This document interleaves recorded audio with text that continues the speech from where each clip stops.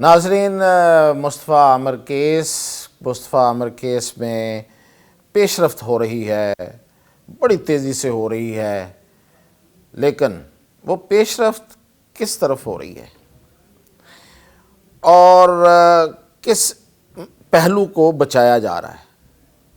میں نے آپ کو کہا تھا کہ میں اس کیس کے پیچھے ہوں، اس کے پیچھے رہوں گا، اور اس وقت تک کہ جب تک یا تو اس کی ڈائریکشن سیدھی نہ ہو جائے، یا پھر یہ کہ جو لوگ اس کیس کی ڈائریکشن کو خراب کر رہے ہیں الٹیمیٹلی ان کے نام لے کے آؤں گا۔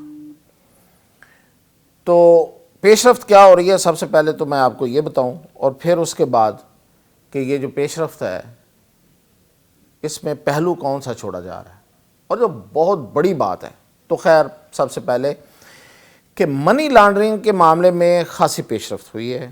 میں نے ہی آپ کو پوری ڈیٹیل بتائی تھی کہ یہ جو ڈبہ ہوتا ہے، یہ جو کال سینٹر ہے، بیسیکلی یہ غیر قانونی کال سینٹر ہوتا ہے، اس کو ڈبہ کہتے ہیں، اور یہ ڈبہ جو چلایا جاتا ہے یہ کس طریقے سے فراڈ ہوتا ہے۔ یہ بیرون ملک فراڈ کرتے ہیں، یہاں سے بیٹھ کے لوگ۔ ظاہر ہے کہ یہ کبھی نہ کبھی تو یہ نہیں ہوتا کہ آن لائن آپ کرائم کر رہے ہیں تو اس میں کسی کا نام نہیں آئے گا، جہاں سے ہو رہا ہے اس کا پتہ نہیں چلے گا، تو کبھی نہ کبھی تو نام آئے گا۔ تو نام کس کا آئے گا؟ پاکستان کا آئے گا کہ پاکستان سے یہ فراڈ ہو رہا ہے۔ اور یہ پہلے میں نے آپ کو یہ خبر دے چکا ہوں کہ ہماری پہلے ایک لوگ پکڑے جا چکے ہیں جو آن لائن فراڈ میں ایک عرصے سے شریک تھے، اور آن لائن فراڈ کی جو ٹیکنالوجی ہے، جو سافٹ ویئرز ہیں، وہ بھی وہ پروڈیوس کرتے تھے اور آگے لوگوں کو دیتے تھے۔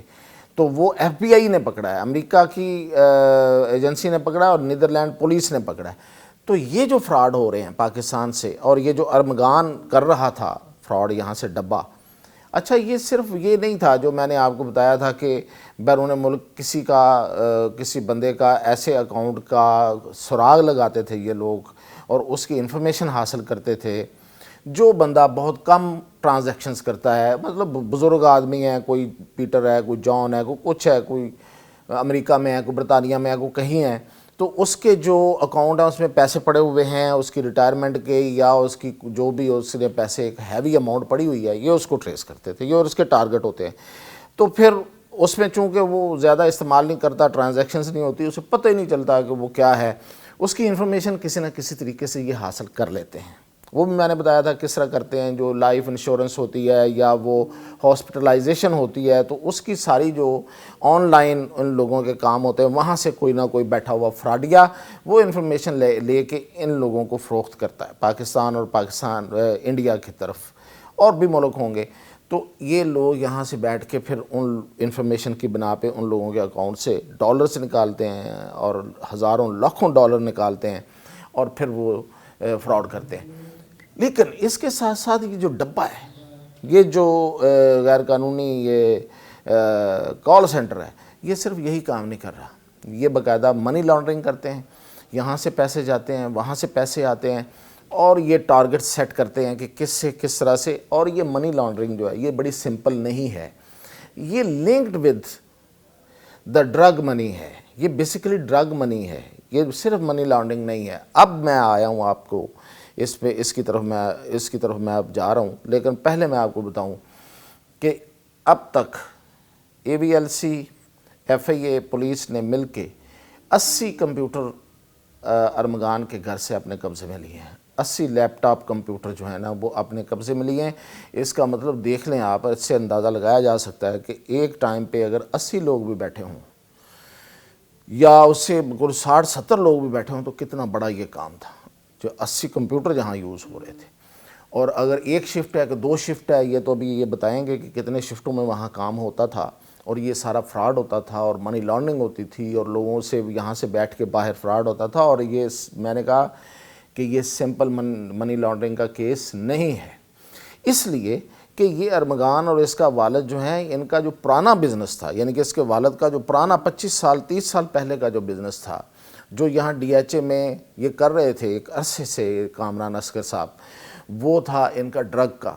اور یہ ملک سے باہر چلے گئے، امریکہ چلے گئے، وہاں انہوں نے شہریت لے لی۔ اب وہاں سے یہ اب یہاں بیٹا تیار کر لیا جسے وہ شیر کا بیٹا کہتا ہے، یعنی کہ شیر خود چلا گیا امریکہ، شیر کا بیٹا ادھر بیٹھا ہوا ہے، اور یہ منی لانڈرنگ بھی کر رہے ہیں، اور یہ ڈبہ بھی گھما رہے ہیں، اور بزنس ڈرگ کا بھی ہو رہا ہے۔ تو یہ بیسیکلی کیا ہو رہا تھا کہ جو ڈرگز کی پیمنٹس ہیں یہاں سے ادھر، ادھر سے ادھر، وہ یہ لوگ کرتے ہیں، اور یہ آن لائن ہوتی ہیں، اور اس طرح سے تھرڈ پارٹیز، فورتھ پارٹیز کو استعمال کر کے کی جاتی ہیں تاکہ کہیں سے کوئی ٹریس نہ ہو سکے۔ ابھی بھی مجھے پتہ ہے کہ یہ بڑا مشکل ہوگا ان کے لیے ٹریس کرنا، لیکن یہ اس حد تک شاید ٹریس کرنا چاہتے ہیں، یہ منی لانڈرنگ کا کیس ہی بنانا چاہتے ہیں۔ میں اصل بات پہ آتا ہوں، یہ منی لانڈرنگ کا کیس بنانا چاہتے ہیں، اس سے آگے پیچھے نہیں جانا چاہتے۔ کیوں؟ یہ ایک بڑا سوال ہے، اصل سوال یہ ہے۔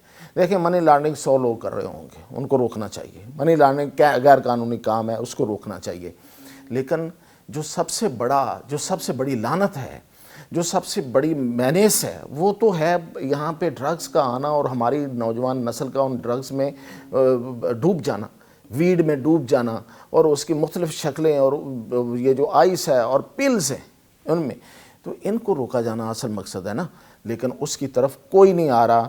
یہ کمیٹیاں بنا لیں، آپ نے نیشنل اسمبلی کی کمیٹی بنا دی، نبیل قبول ہیں اس میں جناب وہ آغا رفیع اللہ ہیں اس میں، یہ ہیں عبد القادر پٹیل ہیں، اور ایم کیو ایم کا بندہ بھی ایک شامل کر لیا۔ ایم کیو ایم کا ایک بندہ کیا کرے گا 3 کے مقابلے میں؟ اب اگر یہ تینوں لوگ، کیا ضرورت تھی ویسے اس کمیٹی کی، سوائے اس کے کہ آپ ایک کمیٹی پہ کمیٹی بنائیں اور صرف یہ بتائیں کہ ہماری سیریسنس یہ ہے۔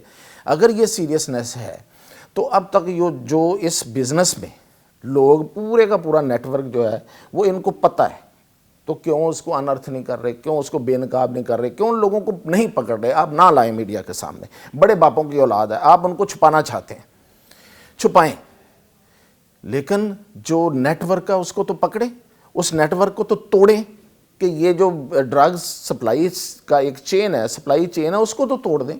وہ نہیں توڑ سکے۔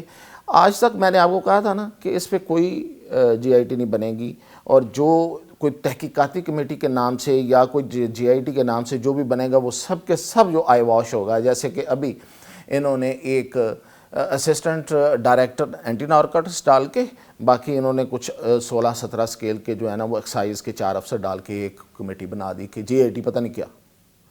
اب وہ کیا کریں گے بھائی؟ ایک سول کا بندہ اینٹی نارکوٹکس میں اس کی کیا حیثیت ہوتی ہے، جہاں پہ فوجی لوگ بیٹھے ہوئے ہیں، افسران بیٹھے ہوتے ہیں؟ ڈال دینا آپ اس میں D D G, deputy director general کو، کوئی بریگیڈیئر لیول کا بندہ ہوتا، اور اس کے بعد پھر باقی ایجنسیوں کے لوگ ہوتے، اور وہ پھر اس نیٹ ورک کو توڑتے۔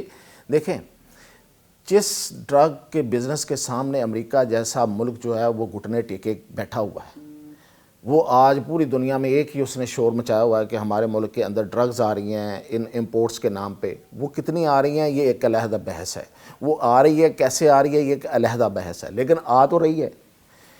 تو ہم کون ہوتے ہیں بھائی؟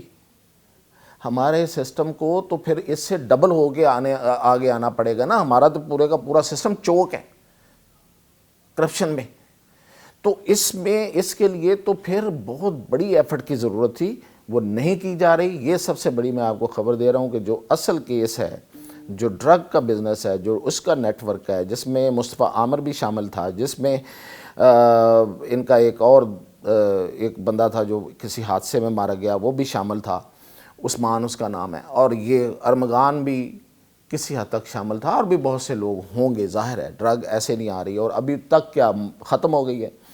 وہ جو لڑکا ساجد حسن ہے، وہ ویڈ کے نشے کے بغیر گفتگو نہیں کر سکتا۔ اس نے بچپن میں یہ ویڈ کا نشہ شروع کیا تھا، اور اس طرح کی ہزاروں مثالیں ہیں۔ تو کیا ان لوگوں کے نشے ختم ہو گئے ہیں؟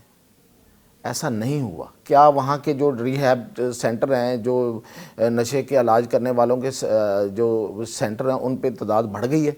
کوئی لوگ وہاں بہت بڑی تعداد میں آ گئے ہیں؟ ایسا کچھ نہیں ہوا۔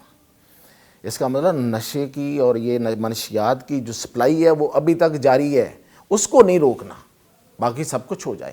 منی لانڈرنگ پکڑ لیں، کامران اصغر کو بھی آپ نے شامل کر لیا، اس کے والد کو اس میں کرنے جا رہے ہیں، کر لیں، وہ تو امریکی شہری ہے، وہ وہاں پہ پھر پھڈا ڈالے گا اور پھر اور رعایت نکل آئے گی۔ تو یہ کیس اس طرف جا رہا ہے کہ آپ منی لانڈرنگ کو ڈال کے بیچ میں مصطفیٰ عامر کے کیس قتل میں اس کو سزا دلوائیں گے، اور باقی سارا کیس ٹھپ۔ لیکن میں نے کہا تھا کہ اس کا پیچھا میں نہیں چھوڑوں گا، اور جب تک یہ نہ پتہ چلے کہ یہ اصل نیٹ ورک کیا ہے یا اس نیٹ ورک کو چھپانے والے کیا ہیں، یہ دونوں میں سے کوئی ایک چیز، اس وقت تک آپ کو اپڈیٹ کرتا رہوں گا۔ یہ تھی اب تک کی اپڈیٹ، اور انشاءاللہ جب بھی ہوگی اس پہ وہ مزید لے کے خبر آپ کے پاس